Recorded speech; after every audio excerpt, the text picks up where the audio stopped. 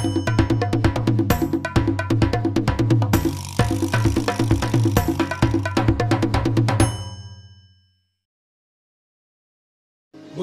a tutti! Magandang araw po mga kapinggan.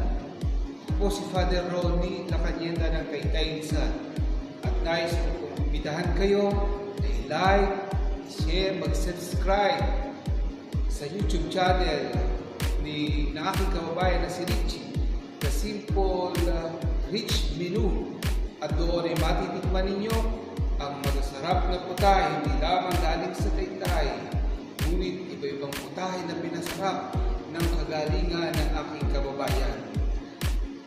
Subscribe na po kayo. Maligayang Pasko at maligayang bagong taon po sa inyong lahat. God bless you po. Okay po mga dudes, ngayon po ay samahan niyo muli akong magluto ng isa na naman pong simpleng lutuin na tinatawag nating chicken honey or honey chicken. Mayroon po tayong mahigit kalahating kilo na chicken. Hinugasan na po natin at pinatulo. Meron po tayong 1/4 cup na flour, 1 tablespoon na cornstarch, meron po tayong star anise, mayroon po tayong 1 piece na patatas. Optional po yan dahil gusto ko po ng may patatas kaya lalagyan ko, pero pwede rin pong wala. Isang pirasong egg, lemon, pwede rin po yung kalamansi, pero kalahati lang po ang gagamitin natin dito. At syempre meron po tayong paminta, Knorr seasoning, meron po tayong oyster sauce, at ang atin pong honey. Kung wala po kayong honey, pwede rin po yung brown sugar. Since meron po tayo, kaya yung pong honey ang ating gagamitin. At syempre mamaya po ay gagamit tayo ng mantika at ng konting asin kung kailangan. Okay? Okay po mga dudes, ngayon po ay sisimulan natin ang pagmamarinade ng ating chicken. Okay, ayan po, lalagay na po natin yung ating flour. Okay, yung pong ating egg. At yung pong ating kalahati ng lemon. Kalahati lang po ang gagamitin natin. Ayan. Paminta to taste. Ayan. Inuulit ko, depende po yan sa gusto ninyo. At inuulit ko na lagi po na kinakailangan laging malinis ang ating mga kamay bago po tayo humipo ng ating mga lulutuin. Ayan po, dahil sanay po ako na hindi gumagamit ng gloves, lagi pong siguradong malinis ang ating mga kamay. Okay? Lalagyan ko po ng konting tubig, mga 2 tablespoon or 1 tablespoon para po kumapit yung ating flour. Hindi po muna ako gumamit ng asin dahil mamaya po ay mayroon po tayong seasoning at oyster sauce. Yan, depende po sa alat. Yan, ganyan lang po yan. At maya-maya, mga 15 minutes, ipa-fry na po natin yan at lulutuin ang ating chicken honey or honey chicken. Okay? Okay po mga dudes, ayan po at nagpainit na tayo ng ating salangan. Ayan. Pa-fry na po natin yung ating chicken. Okay.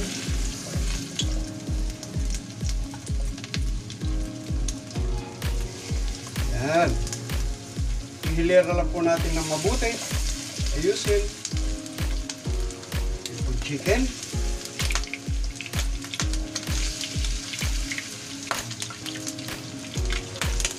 Ayan. Chicken.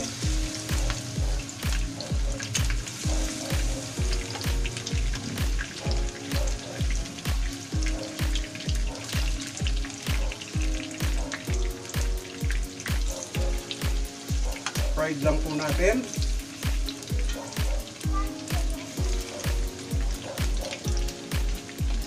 Ito po ang ating chicken honey or honey chicken. Antayin po lang natin na mag golden brown at pagkatapos po ay lulutuin na natin ng todo. Gagawa na po tayo ng sauce ng ating chicken honey or honey chicken.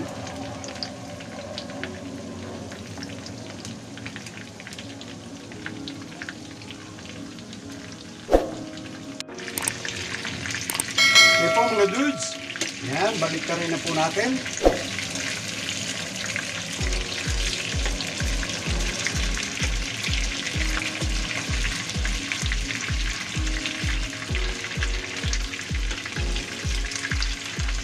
Napakabilis lang po nito.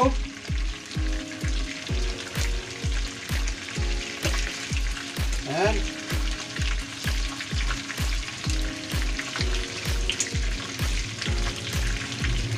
Antayin lang po natin na magpantay-pantay yung kulay, yung pagkaka-fry.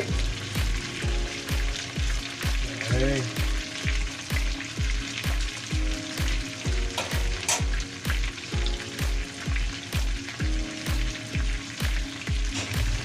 Chicken honey.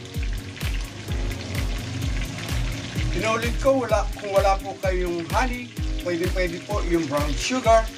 At kung wala po kayong Knorr seasoning or oyster sauce, pwede rin naman po yung toyo. Okay. Minsan po nilalagyan ko ng patatas or ng carrots. Depende po sa availability ng ating ingredients. Pero optional po ang gulay kung ayaw nyo po. At kung wala kayo, pwede naman po yung walang gulay. Okay. Antay lang po natin magpantay yung kulay ng ating chicken. Okay po mga dudes, ayun po. At pwede na po yan. I-set aside po muna natin. Mamaya po natin po kumpleto ng luto. Ayan.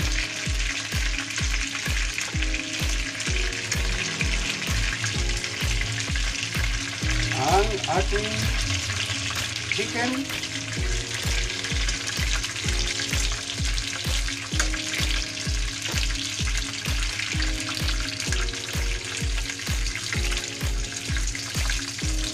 Set aside lang po natin.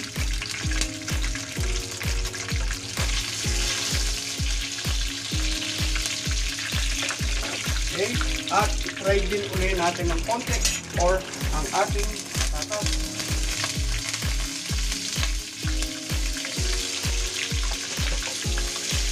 Fry lang po natin ng konti.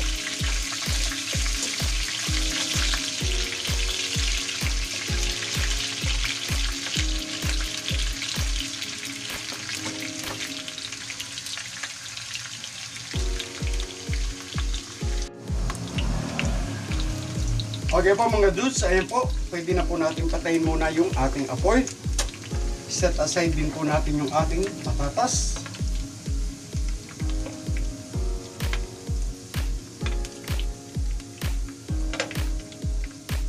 Gagawa na po tayo ng ating sauce ng chicken honey.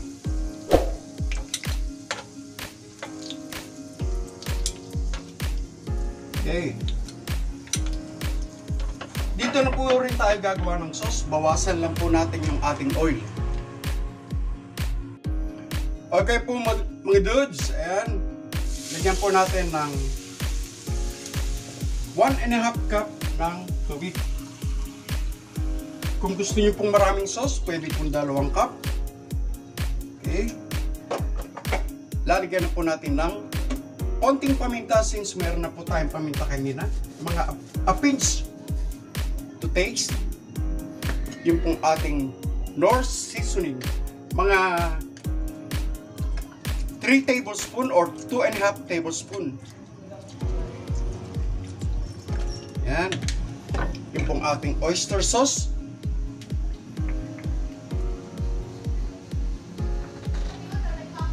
Okay. 2 tablespoon oyster sauce. At yung pong ating honey Yung pong honey, depende po yan sa tamis na gusto ninyo. Okay, ang ilalagay po natin mga 4 tablespoon. At mamaya ay titikman natin kung okay na po yun. At kung hindi, pwede po tayo magdagdag. Ayan, hintay lang po natin na kumulo. Ilalagay na rin po natin ang ating star anise at ang ating cinnamon bark. Pakuluin po lang natin yan ng todo. At mamaya ay titikman na natin ang ating sauce. Okay?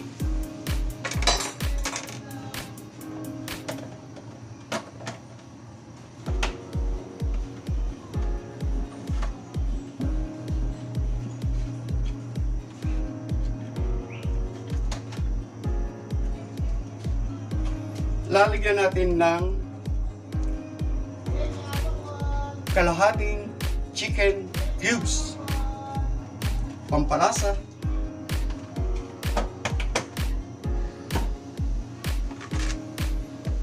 Yan, at nagkukuluan na po. Hintayin po natin na kumulo ng todo at mag-combine yung mga lasa ng ating ingredients.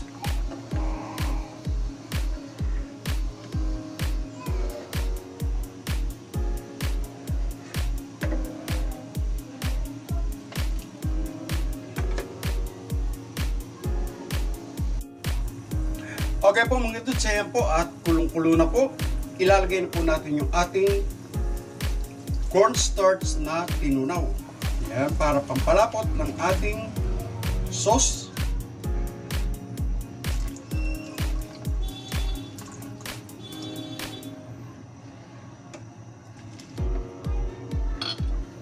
Ayan. Bago po natin ilagay yung ating chicken, titikman na po natin kung sakto na ang lasa ng ating sauce. Okay, tigiman time.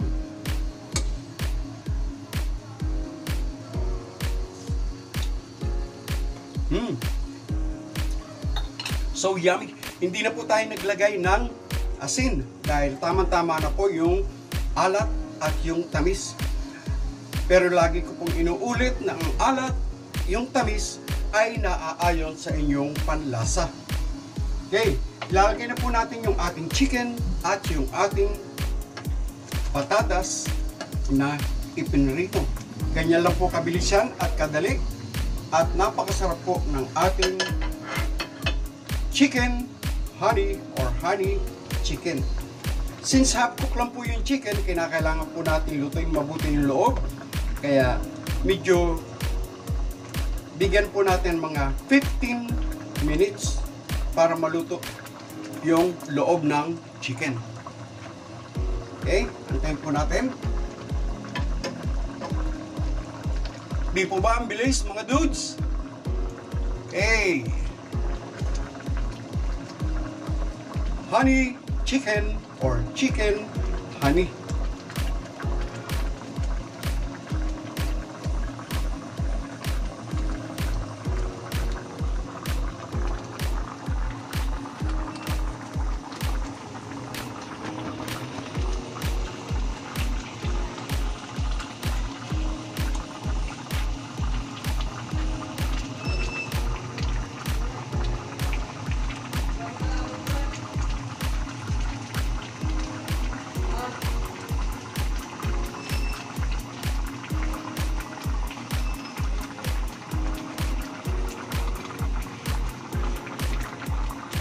Mahilig po kami sa sauce, kaya dinagdagan po natin yung sauce.